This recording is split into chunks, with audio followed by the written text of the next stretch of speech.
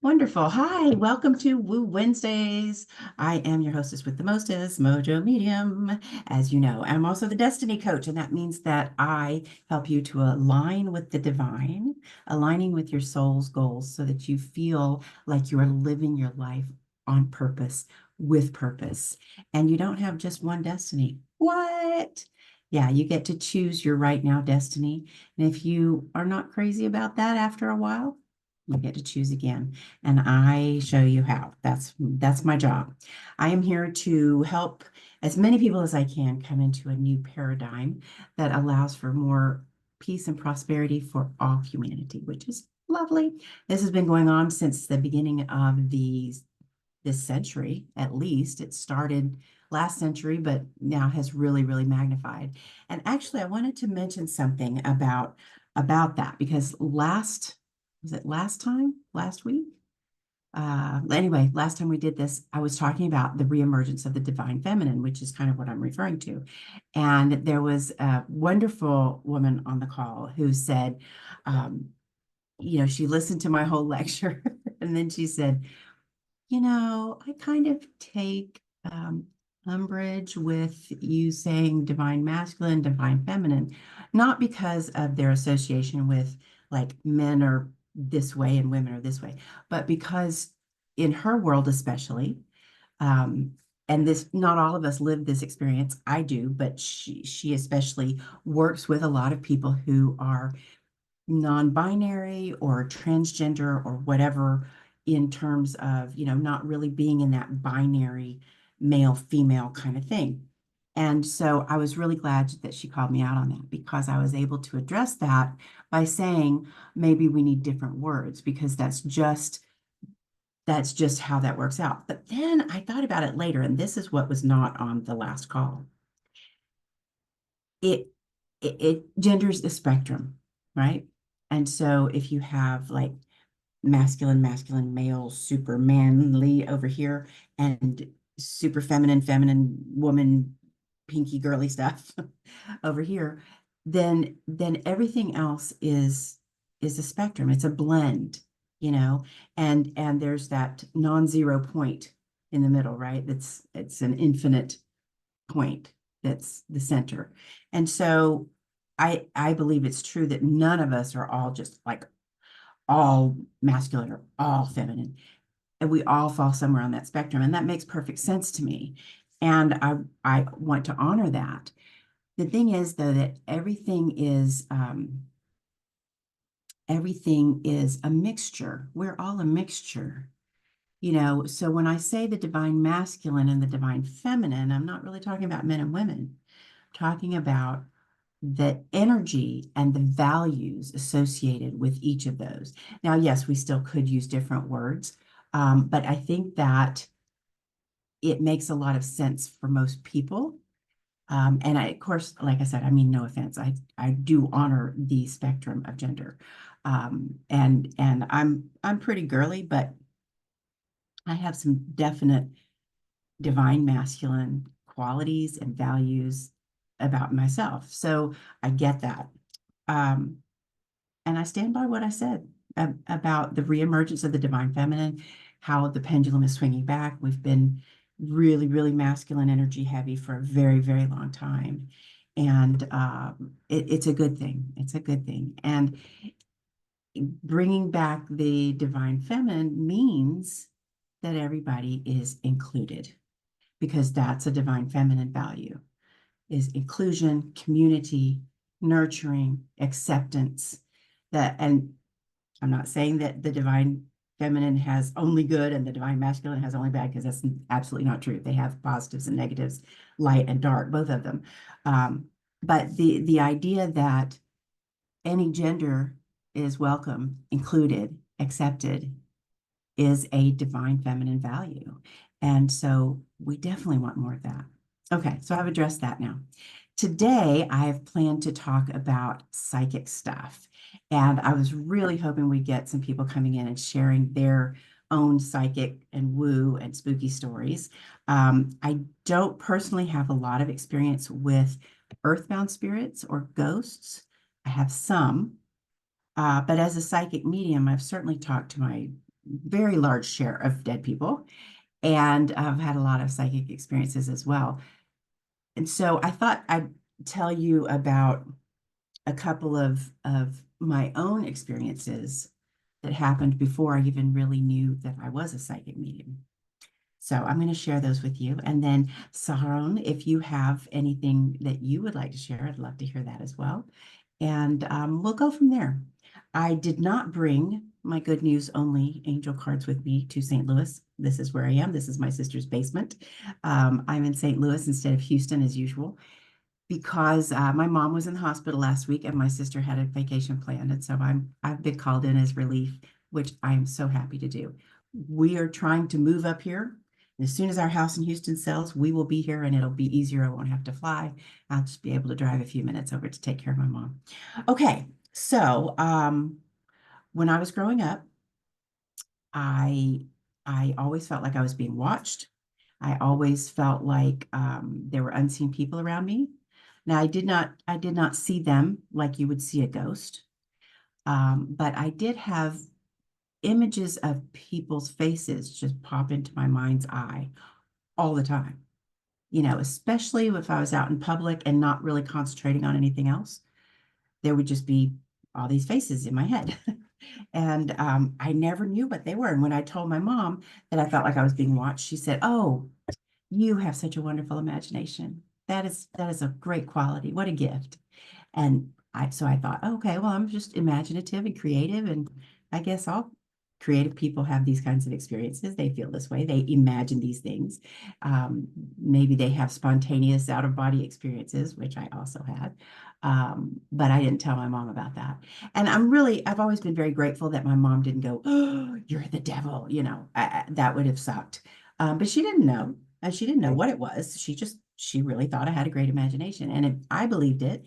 And so much so that when my 9-year-old daughter said the same thing to me, I feel like I'm being watched. And I said, "Oh, I had the same thing. It just means you have a great imagination. Yay.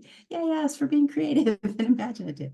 So it was many years before I figured out what that was. And so I can tell you that story sometime, maybe today, maybe not.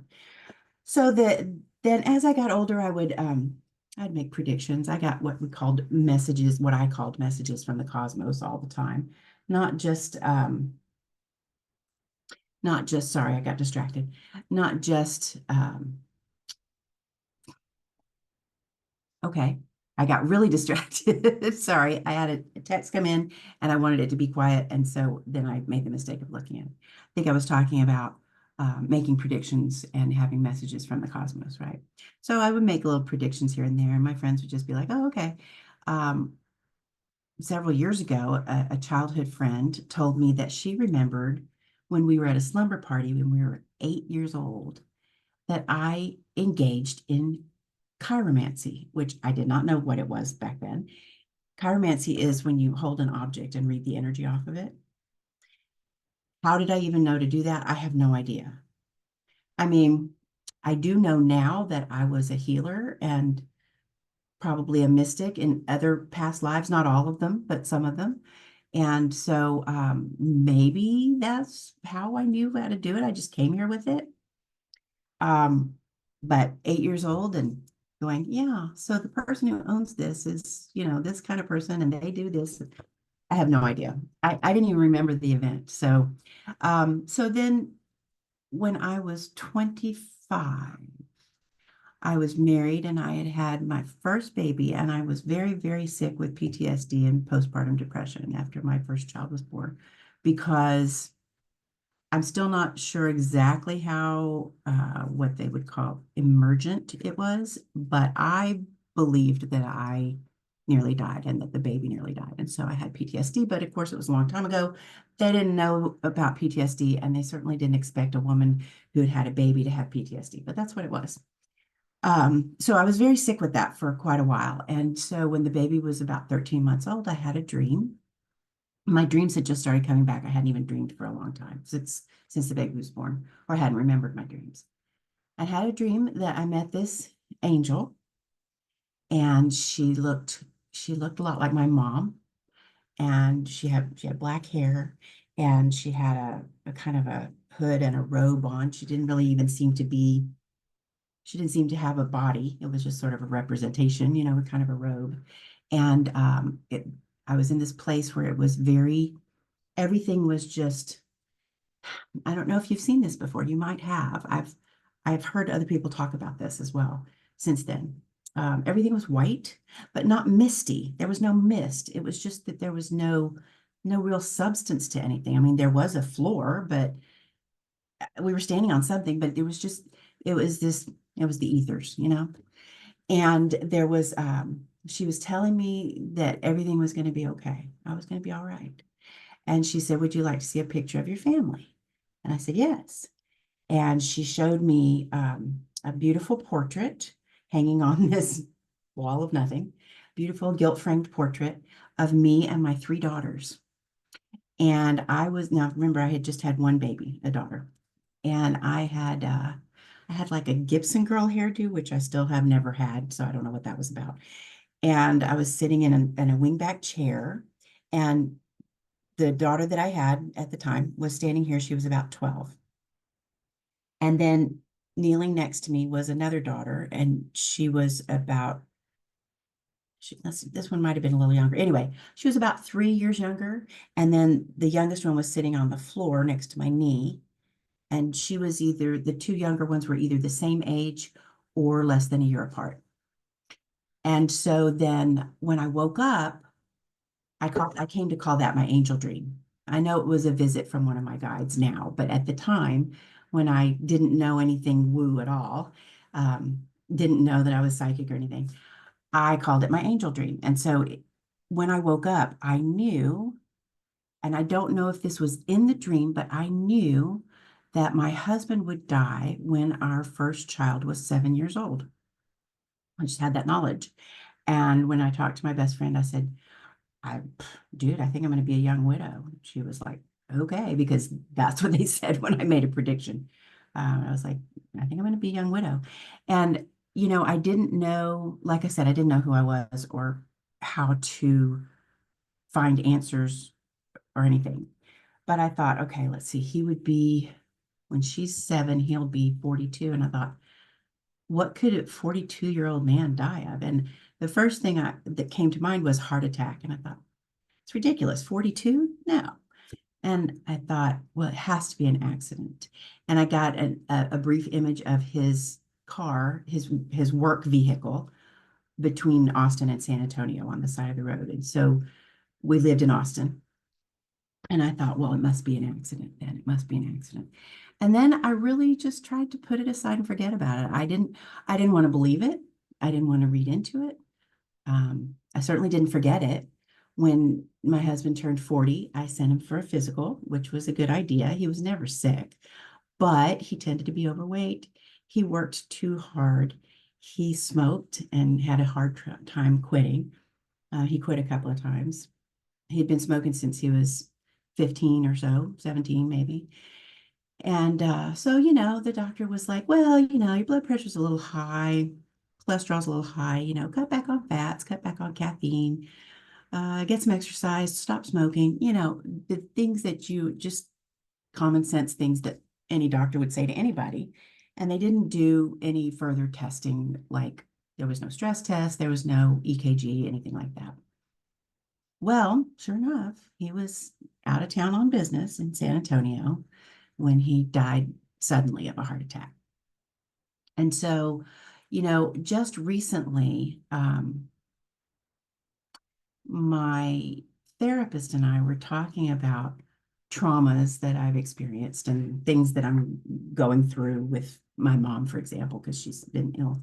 And we figured out that my parents' divorce when I was 19 may have been a little more traumatic for me than my husband's death, which, you know, there's no comparing. You can't compare pain. You can't compare things like that. And I'm not trying to say that you should, or that, oh, well, this was better than that, or I'd rather go through this than that. No, I'm not saying that at all. But my therapist pointed out that it could have been that I had that warning. And so even though, yes, it was a horrible shock feeling at the moment, it was easier for me to accept because I knew it was coming. Does that make sense? Yeah. So he went out of town the evening before he left our home in Austin, went down to San Antonio. And as he drove away, and I was standing there with the younger one on my hip, and we waved goodbye to Daddy, and she was 3.5. And just quickly crossed my mind, it's the last time I'll see him. And I didn't think anything about it. I was like, oh, I'm just being the worried wife. You know how you do. Okay, so you're wondering about those 3 daughters, right? I only have 2. I have 2 daughters, but I had a miscarriage in between. And that baby was due about 11 months before the one I actually had. So if I had had that baby and had the next one, they would have been less than a year apart. So that was pretty accurate. I always figure that middle child is out there somewhere, that she's still something somewhere. I don't know. If you've ever had a miscarriage, or if lost a pregnancy in any way, do you think that too? I'd really love to know if you think that child is somewhere out there, or that the child came back around as another child of yours. I don't think that mine did. I think my younger daughter is herself. I think she's a unique entity. I don't think that she was the miscarriage. So Yeah, I believe. So the morning so my husband left, and I thought I got that little message, and then he died shortly after we talked on the phone that night. And so, now I can talk about this without crying, partly because I'm very much healed and I've integrated this, but also because it's been almost 30 years since he died. And that's not to say that I don't sometimes tear up anyway. But so he died in the hotel in San Antonio. And so in the morning, I didn't know that he had died yet. I had no idea.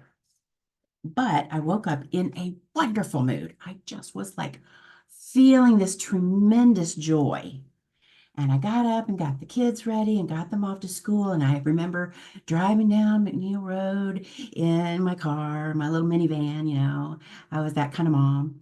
And I was thinking, the thought came in, oh, at least I have funeral clothes. And I thought, maybe one of my grandfathers died, because I still had all my grandparents. I was 31 years old and still had all my grandparents for several years after that. Anyway, so I was like, I was in this great mood all the way to work. And wasn't long after I got to work that, my boss called me to her office, and there was my husband's CEO and their company counselor. Anyway, don't want to go into all that because it's very sad. But I didn't know what that joyful mood was until 7 years later, when my grandmother died. And I had been to visit her in the hospital, and then I left to go home, and I was like, bye, grandmother, I'll see you soon. And that was on Sunday. And on Monday morning, I woke up in a great mood again. Da, da, da, da, everything's so good. And I went into work, and then I got a call and found out that she had died that morning. And so that's when I put it together, the joy that people feel when they pass away, the joy at going home, going back to the spirit realm, reuniting with the people the other spirits that you've loved and known forever. Even though we're leaving the living loved ones behind, we know they'll be along. And so I love that phenomenon. And it makes it easy. Now, it was still a couple more years before I really found out about that I was actually a medium. So it makes it really easy for me to tell people that, yes, they are happy. They are fine on the other side. They are, they were overjoyed to go. And that's the whole idea. Shortly before my grandmother died, when she was in the hospital, my dad told me that he might have been a little spooky too. He was leaving to go home after visiting grandmother, and standing by the elevator, he turned and looked back, and he could sense or imagine or see in his mind's eye a big group of people gathered outside grandmother's room. And one of them looked at him and said, we know this is hard for you, but we're so happy she's coming home. And so then when my dad was on his deathbed, and he was a semi-coma, I guess it was a semi-coma. And so, he still had, once in a while, he'd kind of come up and say something. And so I was standing there, and he goes, oh, It's a party, look. And so now that brings a little tear to my eye because I think about the party that he foresaw for my grandmother, welcoming her home, that he was going to his own party. So that's really beautiful. Saron, you started to say something. Would you like to share something? Mm, yeah, it is amazing to hear your story. I don't have that phenomenal story, but yeah, I agree with you about the happiness because Mhm. when I was with my mother-in-law, when she lived, it is, yeah, I felt the peacefulness, very peaceful. And then uh, I look into her room, then she already died. And you Yeah, felt that sense of peace come over you? yeah, yeah, Yeah. yeah. That's wonderful that they can even share it with you, Mhm. and especially since, like you said, you weren't in the room with her. So you weren't standing there saying, oh, she took her last breath. Oh my gosh. But you felt this sense of peace. And then you went in and saw that she had Yeah. passed. And then so you knew that that was from her. I love that. I got a chill. What you talking about? Exciting. Yeah, even I didn't see when my father passed away, but uh, my father is quite religious, and when he started sick, then he has prayer team with him, and one of the prayer team member said that she saw angels come around my father. So yeah, it is a good story to hear. And it's beautiful. That is Yeah. beautiful. Yeah, I was with my father when he died, and I didn't particularly, in the moment where, we were bedside vigil, and where he really did breathe his last, I didn't, it was like I couldn't, I wasn't thinking, oh, I should tune in and see what I can see and see what's going on. It was more like there was a sort of a numbness, sort of Mm. I just kind of went, oh, and I just sat down and was like, I mean, I didn't even cry at first. It was just this moment, like, what is this moment? You know? And I didn't think, oh, I'm a psychic medium. I should see my dad going to heaven. It wasn't like that at all. It was just me sort of stunned. So that was my experience so far. We'll see what happens in the future. Um, but I feel like it is really, I think for me, it can be good to be with somebody when they pass. It's not for everybody. And a lot of people will wait until everybody's either gathered around or everybody's gone. That's really common. Any hospice nurse will tell you that people will wait until everybody's there, or they'll wait until everybody's out of the room because they don't. I believe that if there's a lot of people in the room, they can be holding on to that person, you know, and it's easier for them to let go if nobody's around. But that's just my personal belief. I haven't been told that by any dead people.